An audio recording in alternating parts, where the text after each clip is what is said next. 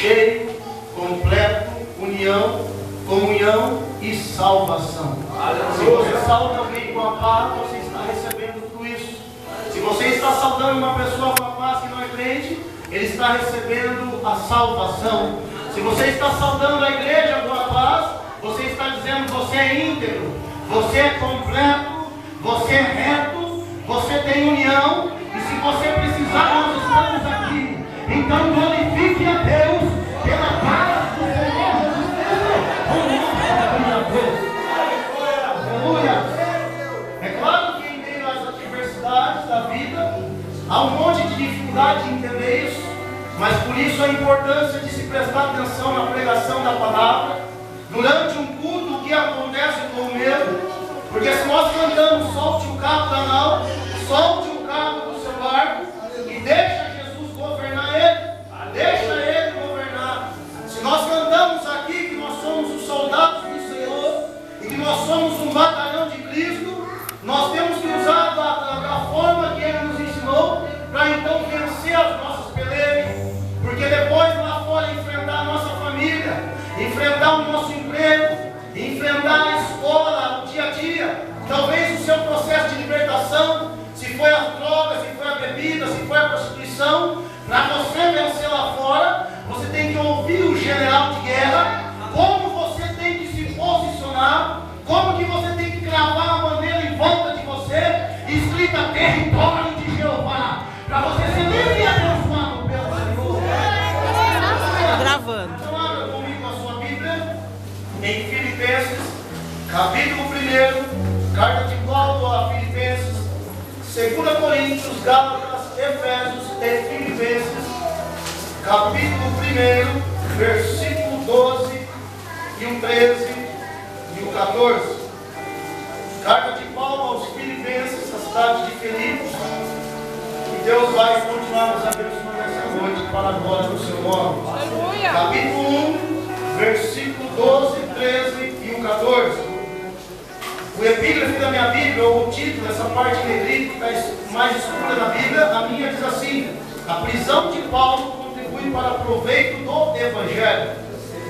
E quero, irmãos, que saibais que as coisas que me aconteceram contribuíram para o maior proveito do Evangelho, de maneira que as minhas prisões em Cristo foram manifestas por toda a guarda pretoriana, ou a sede do governo de Herodes, e por todos os demais lugares. E muitos dos irmãos do Senhor, tomando ânimo com as minhas prisões, ousam falar a palavra mais confiadamente, sem temor ou sem medo. Pode se assentar e glorifica o nome. Aleluia! Queridos, estamos aqui nessa noite para agradecer a Deus primeiramente por tudo que Ele tem nos feito. Por isso eu tributo a Deus toda a honra, todo o louvor e toda a glória. Porque depois de tantos anos fora de Campinas, tantos anos fora dessa região, hoje estou com o privilégio de ter voltado para essa cidade e voltado de forma fixa, sólida, e de forma que daqui só se chegar a essa velhice, que o nosso irmão disse, ou sepultamento, para estar encontrando com Cristo da forma que realmente Ele é. Digo assim porque esses jovens mesmo que estão sentados aqui, se alguns de vocês não tiver mais do que 17 anos, vocês não eram nascidos quando eu entrei no sofrimento da minha vida, quando eu entrei na área da prisão da minha vida, quando eu estava amarrado por Satanás e os seus demônios, quando eu entrei na vida, no submundo da vida do crime, e me destruí no Jardim São Marcos em 1998, e então os babilônicos, ou seja, o governo de Campinas, a sede civil da polícia de Campinas, a militar de Campinas, me prenderam. E em 1998 me levaram para o cárcere, aonde fiquei 17 anos longe da minha família. E na última semana, Deus, por sua misericórdia, abriu a porta da prisão e disse: sai para pregar a minha palavra. Passou 17 anos e hoje estou aqui para manifestar a glória de Deus, o poder de Deus, a unção de Deus. E eu só peço a você: abra a tua boca e glorifica o nome do Senhor.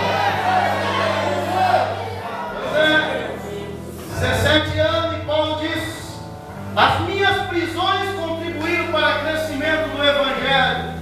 Muitas pessoas sofrem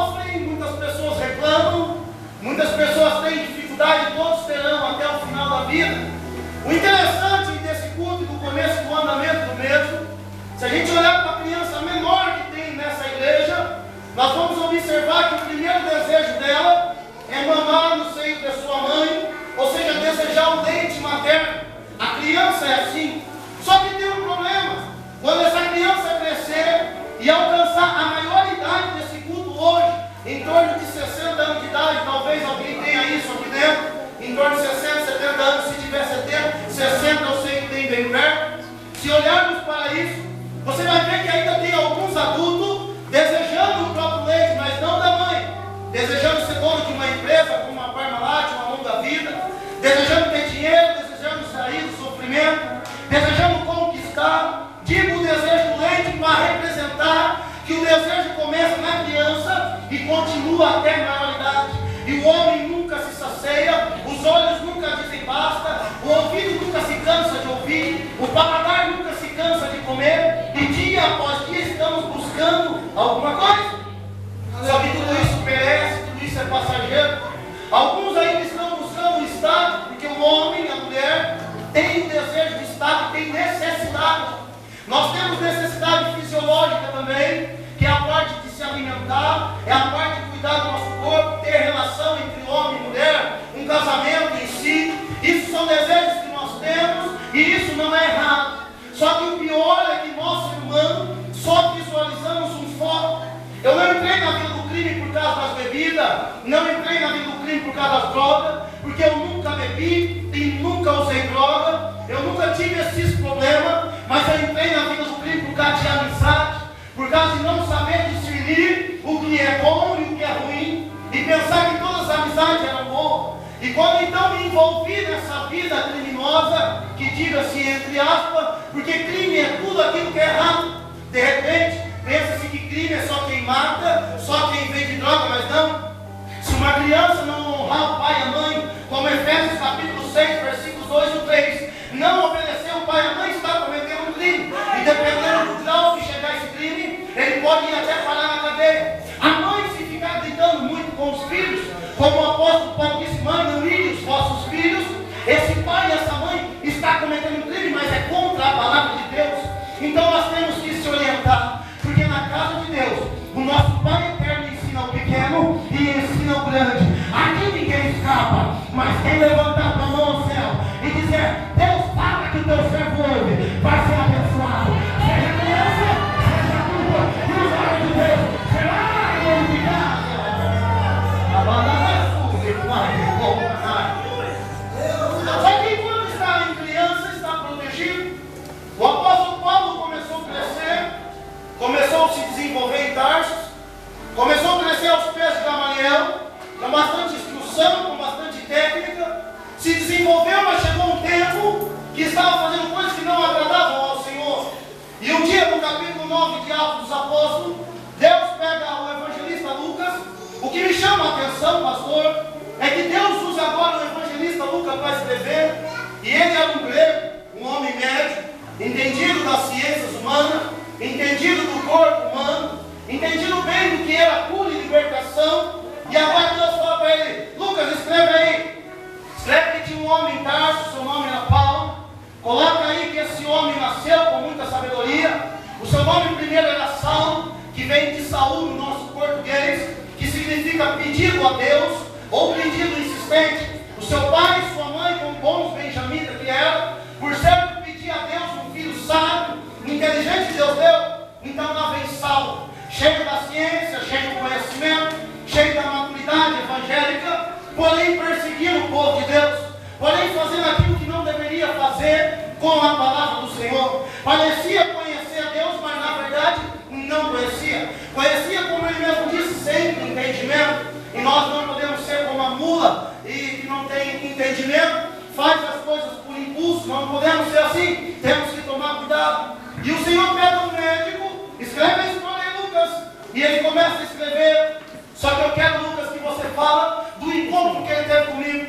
E Lucas escrevendo diz que quando ele vê Jesus glorificado, como se fosse a força do sol na sua presença, o que me chama a atenção é que um cientista tendo que escrever agora que o sol desceu na terra, resplandeceu diante de uma pessoa. Isso é loucura e é poder de Deus. Isso é loucura e é poder de Deus. Por quê? Porque todo cientista sabe que o da nossa presença e não teria condições de Ele estar próximo a nós, porque mais dos seus 7.500 graus, ou mais dos seus 7.000 graus, como falam alguns cientistas, iria nos derreter com certeza. Uma água quente em torno de 100 graus, se cair na minha pele e na sua, já deixa a bolha. Imagina 7.000 graus na nossa presença. Mas quando se manifesta com a voz do Deus Altíssimo, só serve para derrubar o homem do cavalo, só serve para derrubar a mulher do cavalo, e lhe dá uma revelação da eternidade, que o sol não serve para destruir, mas é o sol da justiça, profetizado por Malaquias, que se revela ao homem, se revela à mulher, para dizer: eu mudo a tua história, eu mudo a tua vida, eu te abençoo. Mas precisa crer, precisa glorificar, precisa exaltar o nome do que fez os céus e a terra. Reconhecemos Jesus da escolha, jovens? Todo mundo conhece. Jesus é aquele homem bonitinho que cura, liberta e que salva. Jesus é aquele homem bonitinho que entrou em Jerusalém e todo mundo levantava a mão para fazer um pedido, ele concedia, porque a misericórdia estava naquele homem bonitinho. Quando eu digo bonitinho, não era de rosto por fora, porque Isaías disse que olhávamos para ele, beleza nenhuma víamos.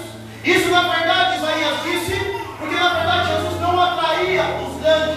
Os grandes eram atraídos só para blasfemar e murmurar. As pessoas que estavam com o seu ego cheio, com o seu coração cheio, achando que eram ricos, não queriam saber de Jesus. E não eram pessoas providas financeiramente, não, porque nós sabemos que alguns mendigos do dia a dia nosso, quando você vai dar um pão para ele, com ovo, com mortadela, o que for, quando o coração dele está cheio do ego, cheio da marra, ele também quer sair não, sai só cachorro pão. Isso não é um mendigo, na verdade. Isso é um rico dentro do coração do mendigo. Ele não tem nada, não tem onde morar, não tem nada, e está naquele estado de rejeitar a ajuda. Mas o mendigo que realmente é pobre, que tem a condição de aceitar, quando você estende a sua mão para lhe dar um presente, sabe o que ele faz? Ele fecha a mão, e a primeira coisa que ele faz é agradecer. A esses, o pobre de espírito, Jesus para, olha para ele e o abençoa. Sabe o que eu quero dizer com isso, jovens? Se vocês desejam as mesmas coisas do céu, abra a palma na mão de vocês, abra a palma na mão de todos vocês, recebam os dons do Espírito Santo, fecha a mão, começa na glória, fecha o olho, começa na glória, pede o batismo do Espírito Santo, pede força, porque em vós está a força, bendito e exaltado é o nome do Senhor. Aleluia. É assim. Só que a pessoa que está cheia de si, irmãos da casa de recuperação, ele entra numa casa de recuperação e ele continua pedindo para Deus: Deus, eu quero a minha família de volta. Deus, eu quero um bom trabalho. Senhor, eu não sou ninguém. E a Bíblia nos diz que o Senhor disse no Salmo que Ele faz que o solitário viva em família. Então, na verdade, o que vocês têm que pedir, sabe o que é? Pedir aquilo que João viu na cruz. Jesus estava lá em cima da cruz pendurado, olhou para baixo, ele estava a ponto de morrer. Olha para o apóstolo João e fala: João, eis aí a tua mãe. Maria, mulher, eis aí o teu filho. Sabe o que eu vejo aqui? Sabe o que nesse momento eu entendo? Se você olhar para o lado, a sua família já está aí. Se você olhar para a igreja, a sua família já está aqui. Se você pediu, tem mais de 60 pessoas aqui que é a família de vocês. Levanta a mão ao céu, começa a pedir bônus, começa a pedir amor, começa a pedir libertação, porque chegou o Espírito de Deus, está derramando dons espirituais. Começa a glória, bendito e exaltado é o nome do Senhor.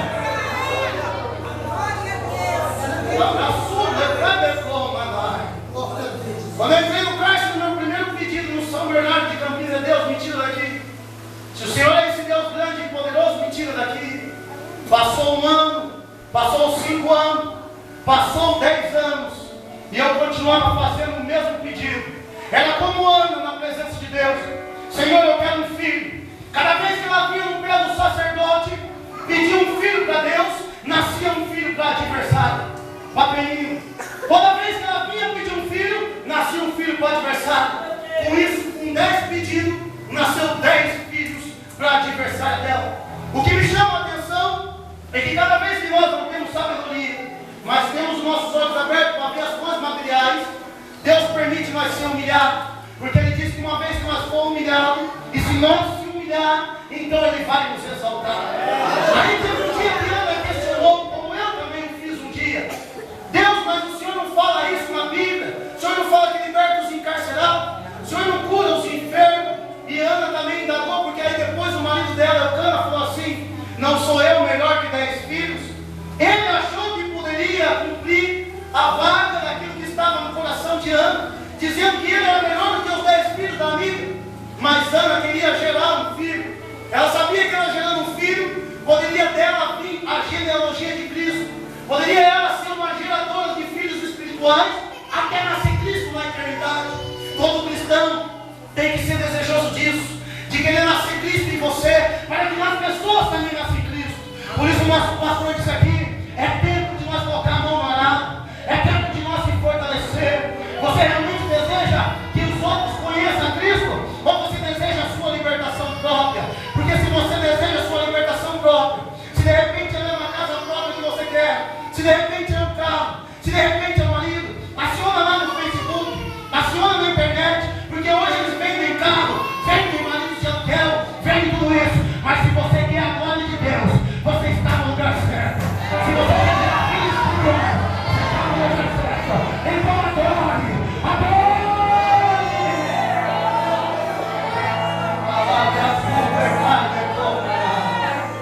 Você quer cura daquilo que o médico não faz? Você está no lugar certo.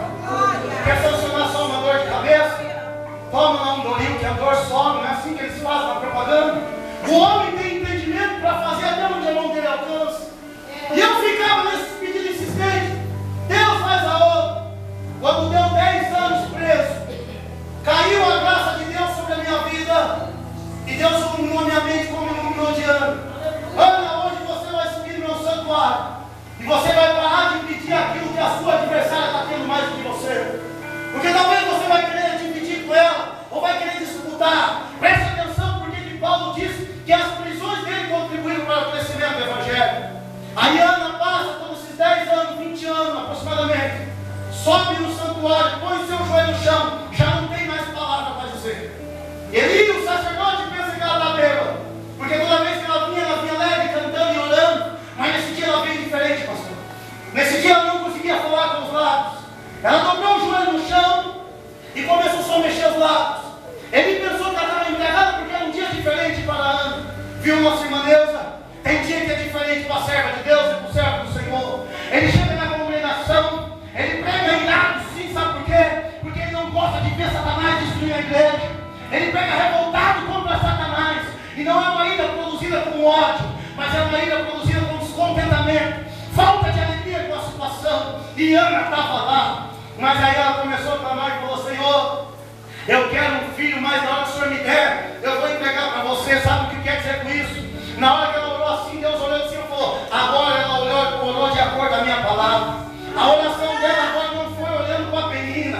Ela não só pediu um filho, ela pediu um profeta. E se ela pediu um profeta, é hora de manifestar. Está entendendo o que Deus quer dizer para você? Pede algo de acordo com a palavra. Pede algo para o poder de Deus ser manifesto. Seja trabalho, seja marido, seja esposa, seja filho, seja escola. Pede para Deus: Deus, me põe naquela escola, me dá inteligência, porque eu quero ser como Daniel, eu quero ser diferente, eu quero ser profeta, eu quero manifestar a glória, eu quero entender sua presença. Pede, jovens, porque Deus dá. Levanta tua mão direita ao céu, a mão direita, começa a adorar, começa a clamar: Deus, usa a minha vida e faz o profeta. Receba da parte de Deus. Aleluia. Glória a Jesus. Aí Ana vê o filho nascer e espera ainda mais um tempo, porque na lei do Senhor, para se apresentar como sacerdote, como um nazireu ou um profeta, é no mínimo 25 anos. Aí Ana, depois de ter um filho demorado, ainda tem que esperar mais 25 anos, mas passa de 25 a 30 anos, e um dia Samuel está lá, diante do povo. Alguém olha assim e fala: aquele ali é Samuel. E em Israel todo mundo sabe que o significado do nome tem peso. Samuel significa Deus ouve. Aí alguém olha assim e fala: aquele ali não é Samuel não, aquilo ali é Deus ouvindo Ana. Bendito é o nome de Deus. Foi Deus ouvindo a senhora, minha mãe missionária, que durante 17 anos me esperou sair hoje. Sabe como? Como sacerdote e profeta. Que alegria para sua família. Espera o tempo de Deus. Você é vaso. Você foi mandado. Quando o nosso irmão aqui falou que todos vocês são vasos, eu aprendi uma coisa muito linda sobre vaso, pastor. Quando você pega um vaso e vai moldar ele com a mão pelo lado de fora, irmã Neuza, ele fica um vaso muito rápido. Só que fica um vaso muito fino. Ele é levantado muito rápido e fica fino. Ou seja, se você quiser ser transformado rápido por Deus, você pode se destruir numa queda já quebrado. Mas o vaso, para ele ficar forte, o olheiro pega o seu dedão, coloca na massa e ele começa a ser moldado por dentro. Vai pegando forma por dentro. Ou seja, ele vai ficando moldado de forma resistente. Sabe o que é isso? É a mão de Deus. É a mão de Deus transformando primeiro por dentro. É Deus fazendo vaso. É Deus transformando.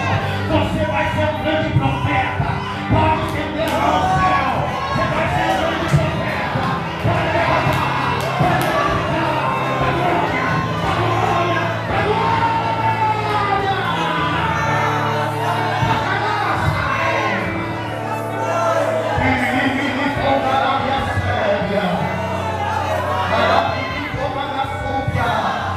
Sabe por que Deus me trouxe aqui, irmã Neuza? Ele trouxe para dizer para você que eu deixo um vaso trancado por 17 anos. Eu preparo ele, porque quando ele chegar e ficar pronto, ele vai profetizar aquilo que tu esperou há muito tempo.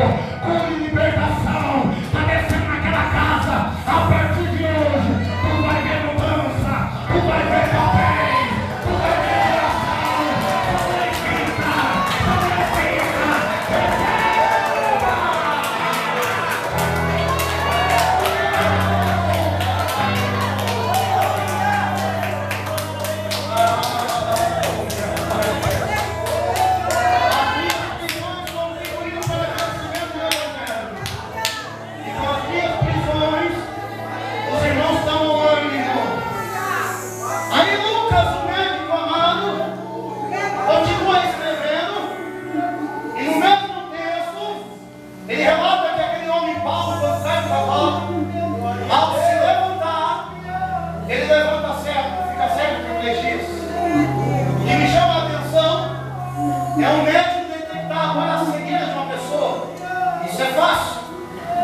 Detectar um problema da pessoa é fácil.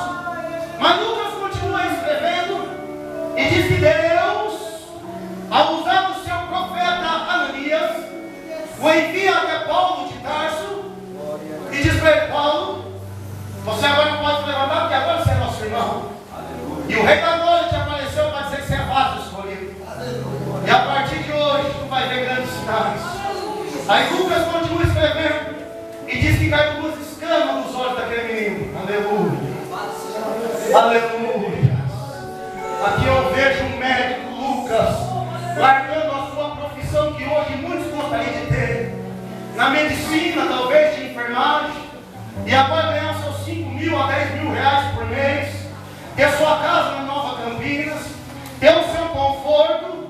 Eu vejo Lucas parando tudo isso e dizendo: eu serei pregador do Evangelho. Só que a minha missão vai ser aquele que escreve. Eu vou escrever e vou mandar para o meu melhor amigo Teófilo, como ele fez. Olha, Teófilo está aqui. Pode começar a ler os relatos desses últimos dias. E ele ainda disse mais para Teófilo: olha, eu vi uma mulher, eu ouvi falar dessa mulher, que nasceu dela uma criança, e essa criança não nasceu de parto normal, porque essa mulher gerou do Espírito Santo. Sabe o que eu vejo aqui? Deus descendo na vida de Maria, o Espírito Santo pairando sobre ela, o Espírito Santo gerando. Sabe o que significa gerar? É da vida exterior, vai nascer. Vão conseguir enxergar, mas enxergar o quê? Enxergar a palavra de Deus. Tiveram o privilégio de há 2000 anos atrás ver nascendo Jesus, mas ele não se manifestou a todos, mas aqueles que eram ovelha perdida da casa de Israel. Mas o que eu acho mais lindo desse nascimento não é o começo, é o final, como disse Salomão, o sábio. Ele diz: olha, é melhor ir na casa onde há luto do que na casa onde há o nascimento. Essas crianças algumas podem passar. Já parou para pensar nisso? Você é tão desejoso de ter um filho, tão desejoso de ter um casamento, já imaginou que eles podem passar por tudo que você passou? Mas Salomão disse: é melhor ir numa casa onde há luto, porque Salomão já estava preconizando, já estava profetizando que o luto de Cristo na cruz ia nos ensinar uma grandeza. Sabe qual? Lá em cima ele estava crucificado. Enfermidade não o matou, porque não poderia matar aquele que tem um remédio em si mesmo. Morte de qualquer natureza não poderia, se não vazasse todo o sangue, porque ele iria se recuperar e a sua carne fecharia muito rápido. Que a carne de um homem, quando é pura, você faz um corte nela, de um dia para o outro ela fecha. Um homem que tem muitos vícios, muita prostituição, muita doença, quando faz um cortinho, aquela ferida fica dias e dias e dias. Não é assim? É assim que acontece. Tem pessoas que têm dor de cabeça e não saram nunca. Toma um remédio, toma outro. Mas por que não saram? Porque às vezes o problema é tão crônico, é tão profundo, que não sai. Mas em Cristo não tinha como. Não tinha como ele morrer de ataque cardíaco. Não tinha como acontecer isso com ele. Ali sabe o que Deus fez? Deus paralisou um soldado e falou: olha, na hora que você prende de cabeça baixa, você enfia uma lança do lado dele, porque todo o sangue vai jorrar do corpo. Ao momento que o sangue jorrar do corpo, vai descer para o solo. Cumpriu o que Salomão disse: o pó volta à terra como era, e o espírito volta a Deus que o deu. Quando sai todo o sangue do corpo de Cristo, sabe o que acontece com essa matéria sem sangue? Ela para de viver. E aí Deus revela a coisa mais linda nesse mundo, e por isso ele está aqui hoje. Ele deixa um corpo humano para ficar lá em Jerusalém, para estar aqui te abençoando. Por isso que Deus, nessa palavra, magnifica, exalta, adora o Cristo ressurreto, que está vindo para abençoar. Bendito e exaltado é o nome do Senhor. Tão bravo de nós.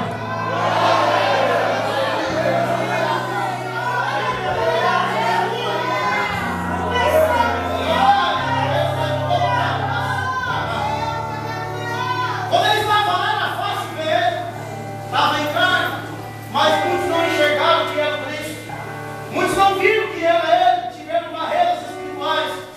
E hoje não é diferente. Os nossos dias atuais matam a gente. E não é só aqui fora, em qualquer lugar que você servir a Deus, as provas são a mesma. Eu passei em presídios que eu vi mortes lá dentro, que vocês não têm noção do que o ser humano é capaz. Vocês não têm noção do que o ser humano é capaz. Uma dessas mortes, eu vi um jovem acordando de manhã, tão agonizado e desesperado, que ele bateu com a sua cabeça 2 vezes na parede, dizendo: Jesus, me salva, Jesus, me salva. Sabe por que ele fez isso? Porque na verdade ele não queria salvação. Ele não aguentava mais viver com os problemas dele dentro daquele lugar. Mas eu atravessei o vale de Jaboque para dizer para você que quem gruda no anjo não tem depressão durante 17 anos. Ainda que caiu em depressão, o rei da glória pega pela mão direita e diz: tu espinha, e você vai ser culpado, você vai sair da prova. Bendito e exaltado o nome do Senhor.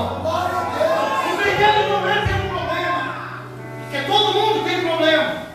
O critério é como eu vou resolver e aonde eu vou no dia da dificuldade. O pior, pastor, é que num domingo como esse, tem crente que está numa prova lascada. Aí que vez ele procurar alguém que é espiritual, ele vai na casa daquele outro irmão, tratamento, a vida igual dele. Aí eles falam assim: não vamos hoje não. Não vamos lá hoje não, porque o nosso Deus é o Deus daqui, é o Deus de lá. Nosso não precisa servir a Deus na igreja. Aí eles quebram o que Jesus falou e mandou o escritor aos hebreus escrever: não deixe a vossa congregação, como é costume de alguns. Sabe por que ele disse isso? Porque se aí fora nós já conseguimos encontrar Deus, que às vezes nós estamos sozinhos, aqui dentro muito mais, porque olha o tanto de Deus que tem seu lado. Olha que o irmão fala: ele